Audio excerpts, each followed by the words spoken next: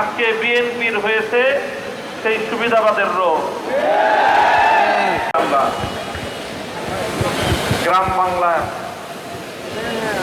একজন মা, সে তার নিজের ছেলে এবং নিজের মেয়ের জামাতা সম্পর্কে মন্তব্য করতে গিয়ে বলে, আমার ছেলেটা খুব খারাপ, শুধু শাশুড়ির কথা শুনে, আর আমার মেয়ের জামাইটা খুব ভালো, কারণ সে শুধু আমার কথা শুনে। কথা শুনলে মেয়ের জামাই ভালো, আর কথা না শুনলে নিজের ছেলেও খারাপ। আজকে বিএনপির হয়েছে সেই সুবিধাবাদের রোগ। অন্তর্বর্তীকালীন সরকার প্রবর্তিত অধ্যাদেশগুলোর মধ্যে যেগুলো ক্ষমতাকে বৃদ্ধি করে সরকারের এবং সরকারের আরো নিয়ন্ত্রণ প্রতিষ্ঠা করতে সহায়তা করে, সেই সকল অধ্যাদেশগুলো বিএনপির খুব পছন্দ।